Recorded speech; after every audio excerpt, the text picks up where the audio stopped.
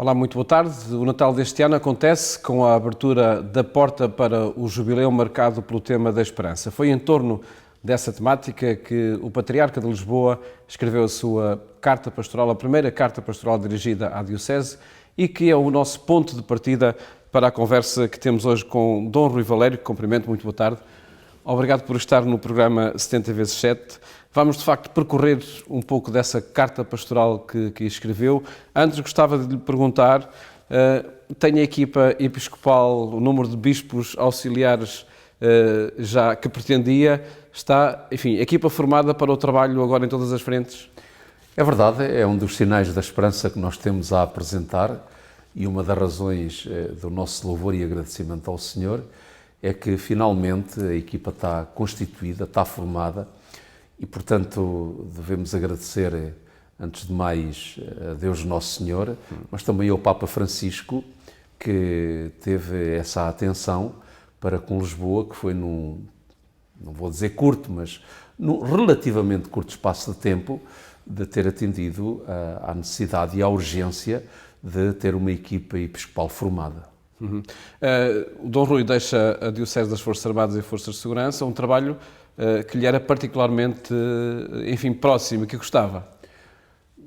É verdade, trabalhar nas Forças Armadas e nas Forças de Segurança é um desafio permanente e, nessa medida, é fascinante.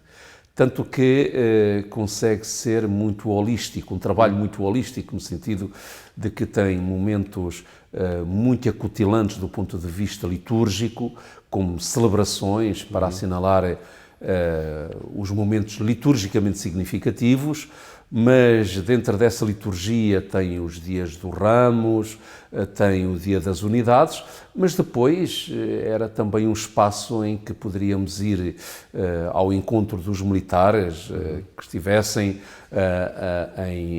ao vivo das operações, tanto no território nacional como nas Forças Nacionais destacadas, ou então, por vezes, ir visitar militares que estavam a bordo de um navio, ou seja, é um trabalho que é caracterizado por uma diversidade tal que aquilo acaba de ser uma fonte de fascínio para todos nós. É uma das fronteiras de que fala o Papa Francisco? Sem dúvida que é. Até porque nas Forças Armadas nós encontramos um microcosmos de toda a sociedade, ou da sociedade no seu todo. E nessa medida, a ação pastoral castrense, ela verte muito nesta dinâmica, ou melhor, mais do que dinâmica, nesta perspectiva de ser uma pastoral aberta. Aberta porque permanentemente o sacerdote, portanto o pastor, é convidado, interpelado, desafiado a ir ao encontro para fazer caminhos juntos. A ir ao encontro com disponibilidade para atender aquilo que o outro tem na sua riqueza, na sua identidade, na sua multiformidade constitutiva da sua personalidade. E muitas vezes nós, nas Forças Armadas, o que encontramos são pessoas que não partilham nem a nossa tradição, nem a nossa fé, partilham sempre os nossos valores, isso é evidente. Mas isso obriga-nos realmente a essa pastoral de fronteira.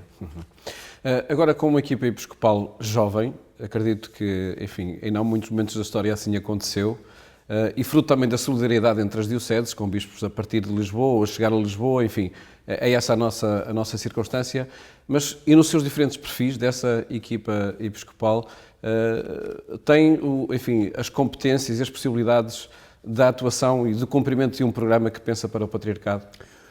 Não haja dúvida nenhuma, porque, repara, todos os nossos bispos auxiliares e o Patriarca têm como leitmotiv da sua atuação pastoral, antes de mais, o serviço e o servir uma diocese e uma porção do povo de Deus muito concreta.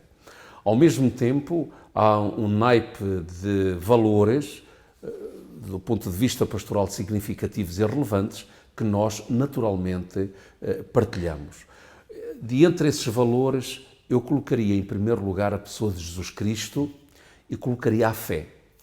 Em segundo lugar, eu colocaria aqui a dimensão sociocaritativa, a presença dos mais desfavorecidos, o anúncio que nós recebemos de Jesus no Evangelho de Lucas, quando oferece o seu programa missionário, que é de ser enviado aos pobres, aos mais desfavorecidos, aos mais necessitados. E eu poderia continuar um pouco neste ritmo para dizer que não haja dúvida nenhuma que há aqui uma sintonia perfeita em termos de orientação e concretização. E que se conjuga em diferentes perfis dos próprios bispos auxiliares no caso, não é? Porque tem que ser assim. Ou seja, Lisboa é uma realidade muito pluriforme, em que tem, basta dizer isto, em que tem muito acentuadamente tanto a dimensão urbana, citadina, como a dimensão rural. Depois, tem uma forte preponderância da dimensão académica. Alberga em si, o território da nossa diocese, uma série de universidades. Por outro lado, é uma região onde a indústria é muito forte e muito presente. Está também presente, e cada vez com uma acentuação e uma técnica crescente e crescida, a dimensão da tecnologia, da inteligência artificial, a própria realidade militar. É no território que corresponde ao Patriarcado de Lisboa que existem significativas e importantes unidades, seja das Forças Armadas, seja das Forças de Segurança. É de Lisboa que existe, enfim, o próprio poder, a sede do poder legislativo, do poder executivo, dos órgãos de soberania. Ora, tudo isto faz com que haja uma dimensão pluriforme daquilo que é a realidade da diocese, à qual é necessário responder, à qual é necessário estar presente. E, para não referir toda a dimensão da saúde, com os grandes hospitais nacionais aqui presentes, toda a dimensão da justiça, enfim, podíamos quase que dizer que não há setor da vida que não tenha uma forte e central presença aqui em Lisboa. E já vamos a alguns desses setores, porque de facto merecem também uma análise cuidada. Antes gostava de partir dessa afirmação que tem na Carta Pastoral, que referi, quando diz que o principal capital humanitário que hoje a Igreja pode oferecer é a esperança. É uma afirmação que, por certo, comungamos, também eu comungo dela, mas diante de uma sociedade que está necessitada de, enfim, de bens muito concretos, de necessidades muito específicas, será que a sociedade de Lisboeta, os lisboetas, ficam de coração cheio com esta afirmação? A esperança é, antes de mais, uma perspectiva de vida.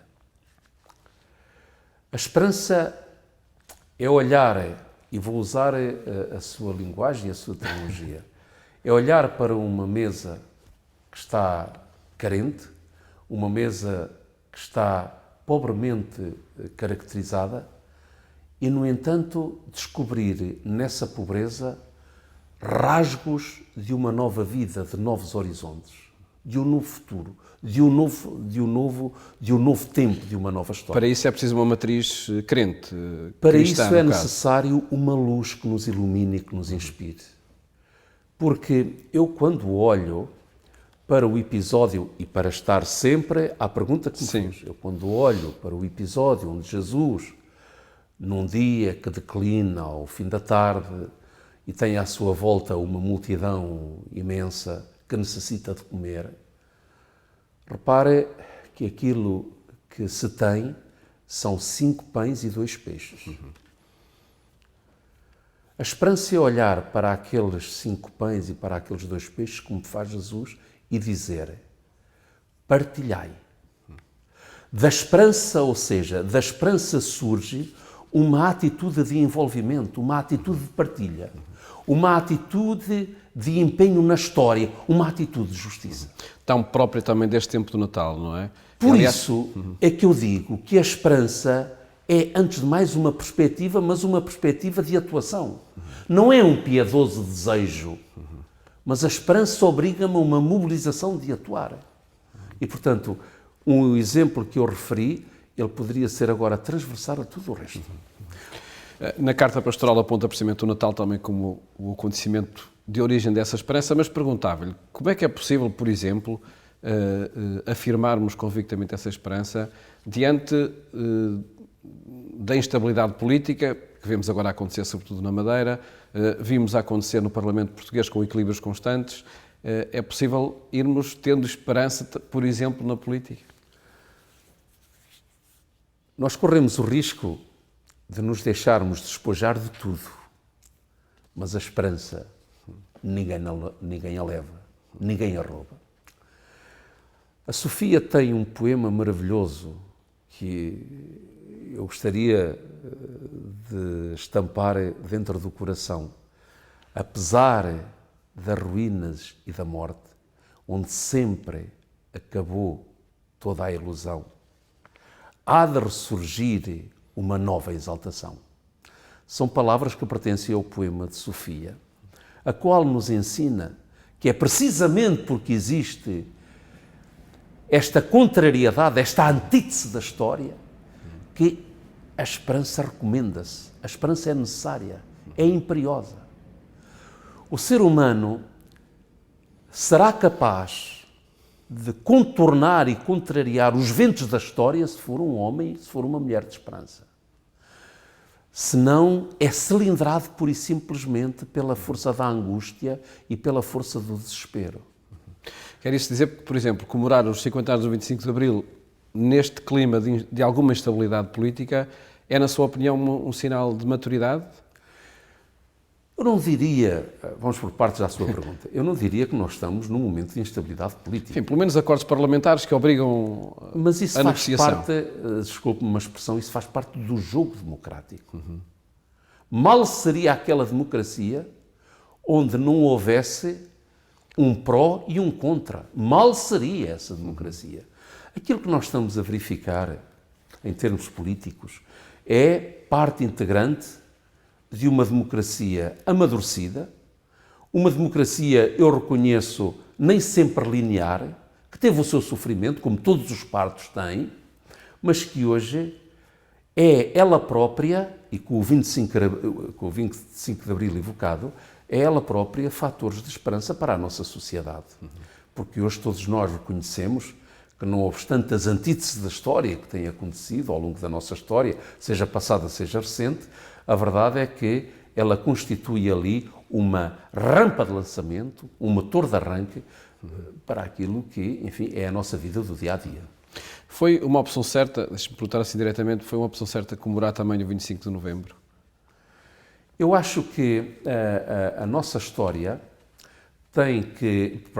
A história é acontecimentos, são realidades temporais e espaciais que acontecem protagonizadas por determinadas pessoas. A história, olhar para a história e, como é que eu ia dizer, separar um acontecimento do outro, eu acho que esse é que é o erro. Porque é verdade que há momentos referenciais para determinadas decisões que levam a cabo determinados projetos. Mas também é verdade que nós nunca podemos e não devemos perder de vista o todo de qualquer projeto. E o todo de qualquer projeto, por vezes, obriga-me a olhar à sua tese, à sua antítese, para encontrar uma verdadeira síntese.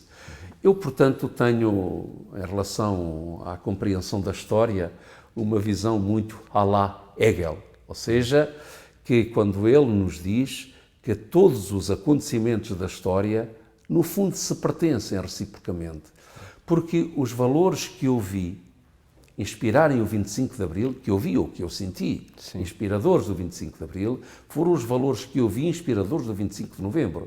São os mesmos que eu vi inspiradores de outras datas da nossa história. E é precisamente nessa leitura também que lhe pedi o comentário a situações de greve, por exemplo, dos bombeiros, que foi particularmente, enfim, visível, do INEM, com consequências, infelizmente, que, enfim, levaram a vida de alguns cidadãos e agora também da higiene urbana que pode afetar estes dias do Natal. Como articular, de facto, direitos que são da democracia com a estabilidade social que também é requerida?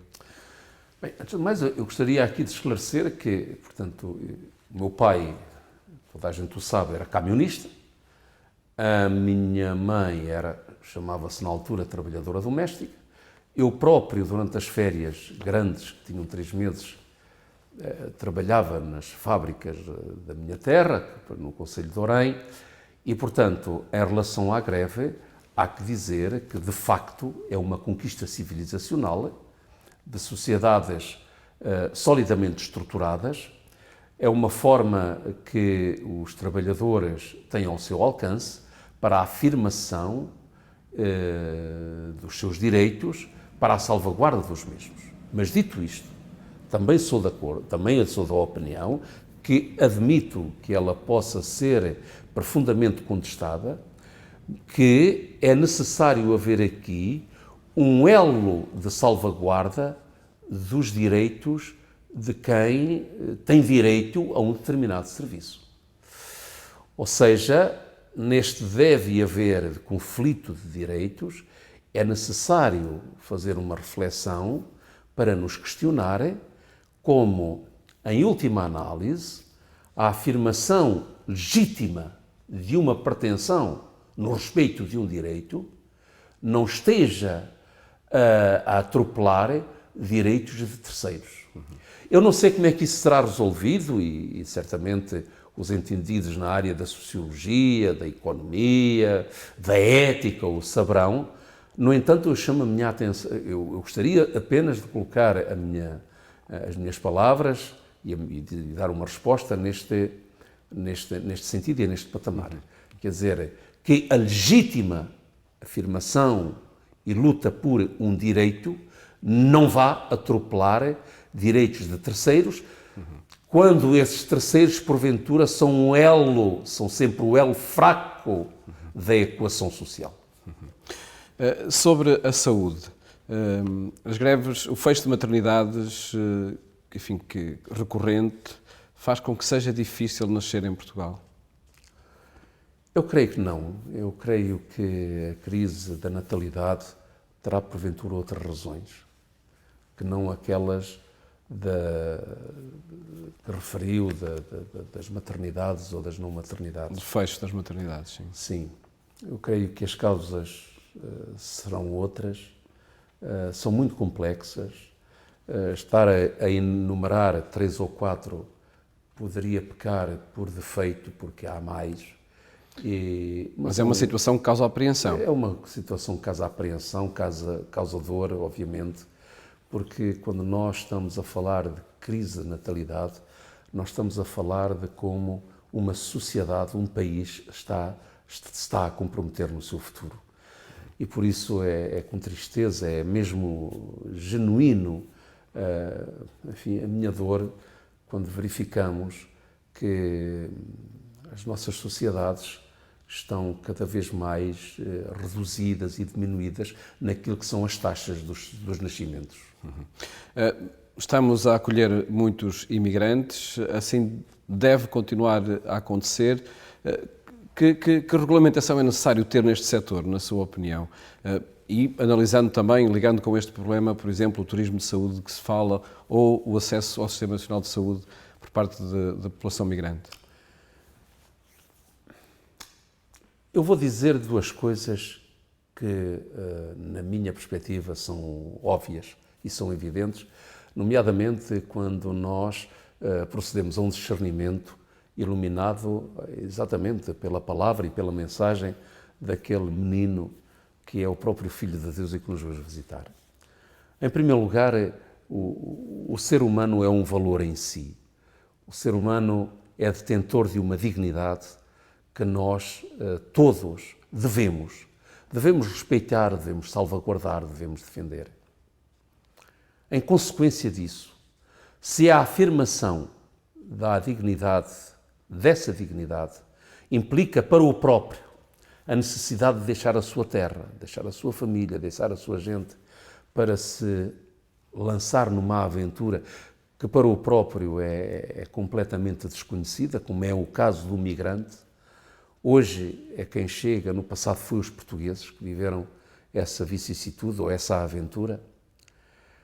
Quando nós verificamos que ser migrante, mais do que ser a expressão de um gosto, é a expressão de uma necessidade, então eu digo, vamos com calma. Vamos com calma na maneira como tratamos esta questão recorrendo a números. Em segundo lugar, creio também que é um grande desafio para nós, como sociedade portuguesa, que saibamos fazer dos migrantes, e eu agora vou ser ponderado na palavra que uso, que saibamos fazer de homens e mulheres que são migrantes, não um problema, não uma ameaça, mas um trunfo, uma oportunidade. Afinal de contas, nós somos uma sociedade, nós somos um país com tantos séculos de história. Já vivemos tanto, e eu diria quase que já vivemos tudo. E por isso, também para esta questão da migração, nós vamos encontrar, estou certo disso, nós vamos encontrar uma solução em que ao mesmo tempo se afirmem estes dois valores. Por um lado, estamos a promover a dignidade de quem chega. Não estamos a pôr em causa a sua condição de ser humano. E por outro lado, estamos a fazer com que para o país este migrante seja realmente um contributo, seja um fator positivo, seja um fator de progresso. Mas isso... Que solução? Pergunto. Sim. Eu creio, quer dizer, aqui mais do que eu creio, eu espero que as pessoas que se entendem destes fenómenos sociais se empenhem para rapidamente resolverem esta questão. Estou em crer, isto é o que eu creio, que a demora em encontrar uma solução é apenas o resultado de um estudo, de uma análise que está a ser elaborada, à qual nós estamos todos atentos e a qual nós queremos ver surgir a todo momento. Isso na prática significa ter uma política de portas abertas, então criar algum tipo de regulamentação. Eu não vou ainda por aí, quer dizer, eu ainda não cheguei a esse ponto. Primeiro é necessário que todo o discurso e toda a opção que for feita, não sei qual é, não me vou particularizar, sim, mas que ela tenha em conta estes dois padrões, estes dois horizontes. Dignidade do ser humano e que o migrante seja uma oportunidade, uma possibilidade para o próprio Portugal. Uma questão a resolver a nível europeu e não só a nível nacional. Eu tenho dito Aliás, isso. há esse Pacto Europeu das Migrações. Eu tenho dito isso. O problema da migração, como outras questões que estão aí na ordem do dia, na análise social, alcançaram ou alcançam uma certa dimensão que já não são solucionáveis apenas com medidas locais ou nacionais, só com medidas da União Europeia. E a União Europeia tem a obrigação de fazer isso. Porquê?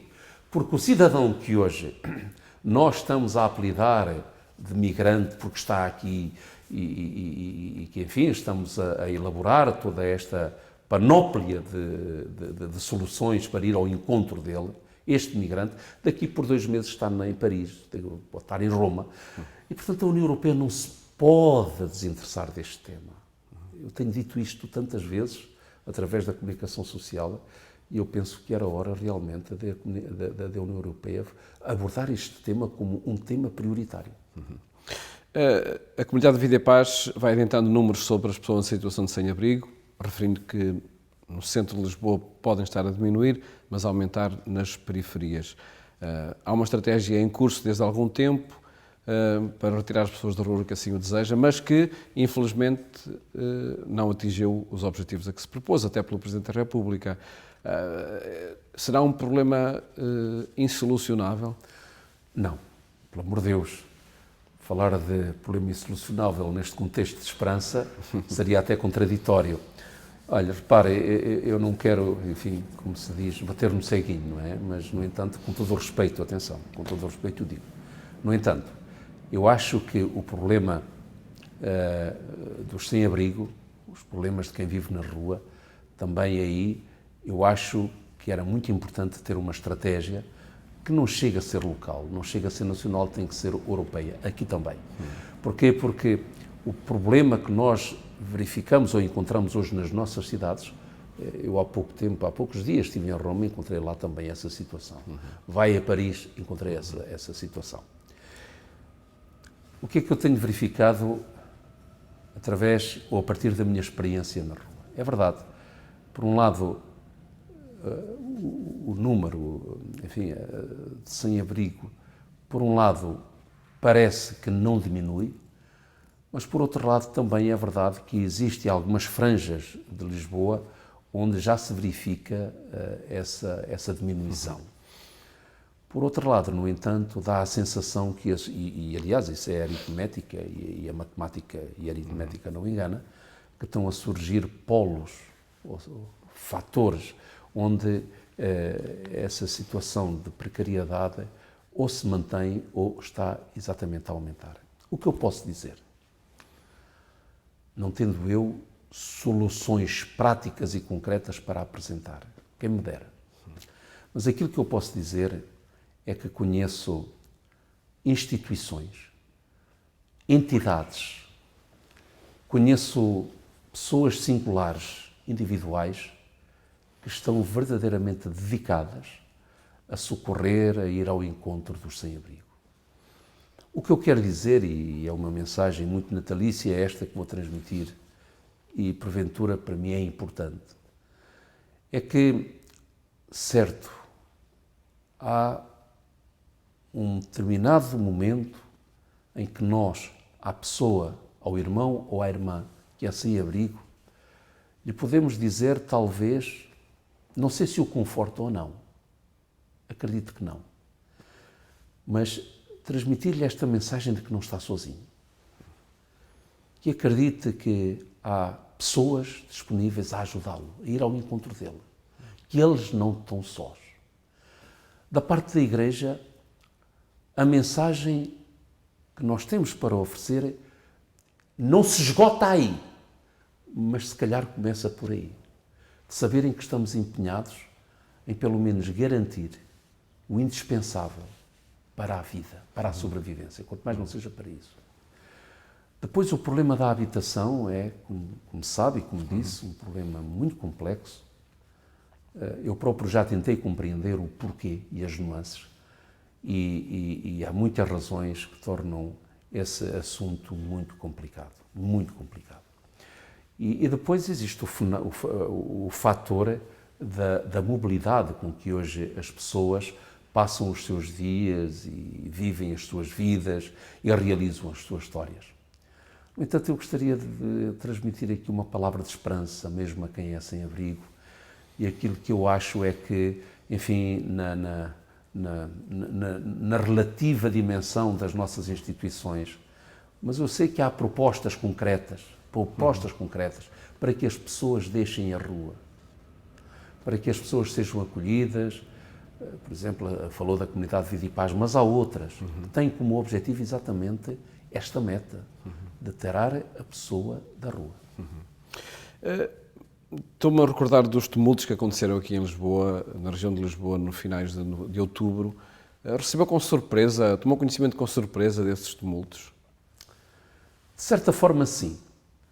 Porque, bem, desde logo, somos uma sociedade, eu não vou dizer que é uma sociedade de grandes costumes, não vou dizer isso, mas nós somos uma sociedade onde é fácil chegar à fala, ao encontro com as instâncias que se desejam. E, portanto, foi com alguma surpresa que, enfim, eu ouvi e participei daquilo que estava a acontecer. Foi para mim também uma surpresa sabendo que Portugal é uma nação que acolhe bem e que integra bem. Quer dizer, esta questão de Portugal ser uma espécie de microcosmos ou de micromundo é uma coisa que já vem lá de trás, não é? Sempre fomos um país de emigração, um país que esteve presente e que esteve presente em muitas geografias, que recebeu pessoas de geografias diversas. E repare que nós sempre soubemos integrar e sempre soubemos acolher, não é? E hoje a realidade é um pouco diferente, obviamente, e por isso surgiram esses tumultos. São sinal de quê? Lamentos.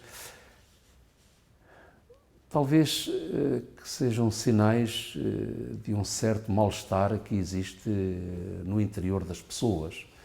Pessoas que se sentem talvez injustiçadas por aquilo que estão a viver. Pessoas que talvez não se sintam devidamente escutadas naquilo que são as suas justas reivindicações e exigências. No entanto, eu sou muito esperançoso relativamente a isso. Porque quando nós, enfim, visitamos os nossos bairros, quando nós vamos ao encontro das pessoas, nós verificamos que são pessoas que têm ali uma bondade genuína dentro delas. Falemos da Jornada Mundial da Juventude, muito brevemente, necessariamente, porque o nosso tempo já vai longo. Podemos falar de muitos frutos que acontecem, por certo, no percurso de cada jovem, de cada pessoa. Mas gostava que deixasse aqui alguma informação, se é possível avançar, sobre a ajuda que pode resultar da Jornada Mundial da Juventude. Para quando o início do apoio a projetos concretos a partir do que foi o superávit da jornada? Portanto, a Fundação JMJ tem uma direção que é autónoma, tem uma autonomia total e absoluta, tem um presidente, que é o Sr. Dom Alexandre Palma. Tem também como referencial e como luz iluminadora e inspiradora e regulamentadora os estatutos, portanto, regulamentos, e os estatutos afirmam claramente duas coisas. Primeiro, quer dizer, afirmam várias, mas estas duas são aquelas que agora nos queremos sublinhar. Em primeiro lugar, de que a Fundação JMJ tem um caráter de apoiar, de auxiliar, projetos que cheguem, projetos que apareçam, projetos que serão apresentados e, em segundo lugar, que sejam projetos que se destinem fundamentalmente a dois destinatários bem específicos, que é os jovens e que é a infância. E dentro, portanto, desta dinâmica, a Fundação está apta, está a receber, está a acolher esses projetos, que fará depois uma análise, que fará depois o discernimento e que depois irá apoiá-los localmente, temporariamente, conforme aquilo que for acordado para que isso aconteça. Mas prazos para que isso possa começar a acontecer não existem? Os prazos, eles serão... Acredito que os projetos já tenham chegado. Os prazos, eles serão pautados e serão realizados à medida que eles forem chegando e à medida que esses prazos tiverem uma resposta. Mas quando nós falamos da JMJ, aquilo que deve realmente sobressair, para além deste aspecto que é importante, mas que não será o mais importante, que é aquele de nos ter deixado aqui um entusiasmo e uma mística de juventude em que nós verificamos realmente que os jovens querem e estão mais próximos da Igreja e de Jesus Cristo. Pedi-lhe um comentário também breve à situação de guerra internacional, seja na Ucrânia, na Terra Santa, enfim, noutras geografias do mundo, nomeadamente na Terra Santa. É um sinal de contradição em qualquer época, mas sobretudo nesta do Natal, no local onde nasceu o Príncipe da Paz, não é? Como disse o Papa Francisco na audiência geral ontem no Vaticano, uma guerra é sempre a derrota da humanidade. É o próprio ser humano que ali vem diminuído. Em segundo lugar, eu gostaria de dizer, e aqui com alguma tristeza, como tanto na Ucrânia como no Médio Oriente são guerras que, de certa forma, são contra a natura, neste sentido, de que cilindraram completamente aqueles princípios e valores éticos, humanistas, que nós acreditávamos e pensávamos já estarem afirmados e estabelecidos indelevelmente, que eram indestrutíveis.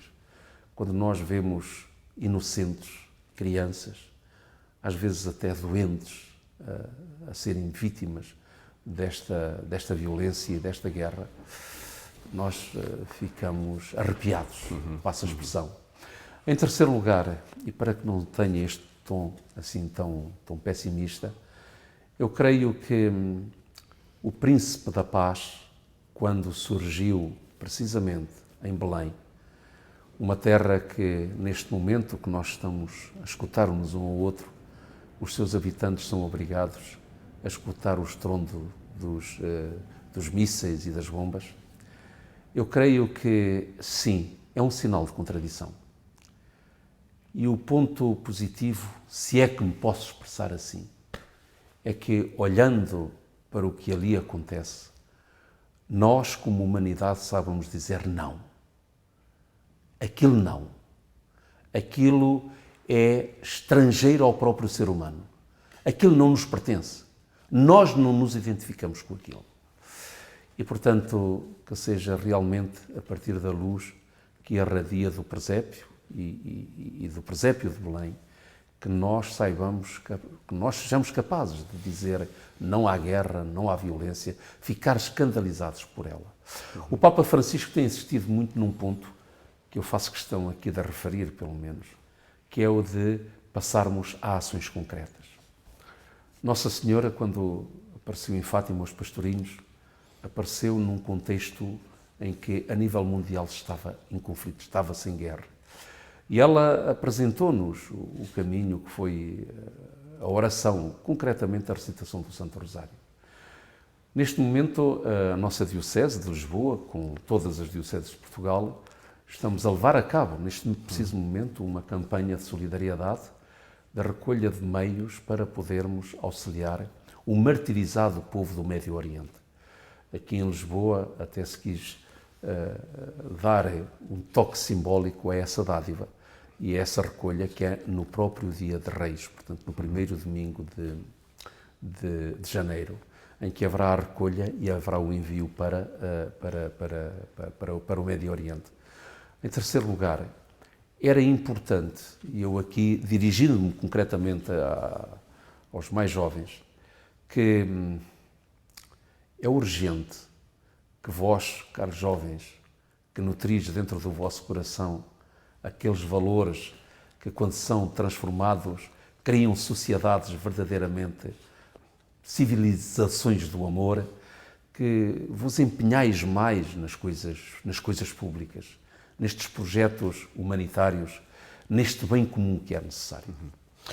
Um último tema para falarmos do jubileu, para falarmos desse desafio que colocou à Diocese de Lisboa no reativar lugar de esperança, como escreve na Carta Pastoral, onde diz que o primeiríssimo lugar é a família.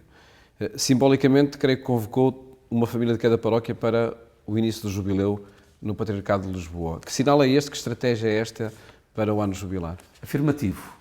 Precisamente porque a família é o lugar do nosso acolhimento na vida, no mundo, na história, mas também porque a nossa presença na família oferece-nos uma perspectiva e um ponto de vista para, a partir desse ponto de vista, lançarmos um olhar para a existência. Saber que a família pertence à nossa identidade e à nossa história e nós pertencemos à família, quer dizer que, perante nós, todos os projetos, todas as decisões, todos os caminhos serão realizados e percorridos não sozinhos, mas sempre com alguém. Há uma máxima que é muito usada nos meios castrenses que se diz: sozinhos nós podemos ir mais depressa, mas em companhia vamos mais longe. E é este sentido que toca a esperança.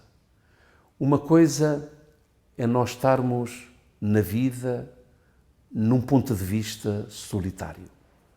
Uma outra coisa é quando nós somos acompanhados.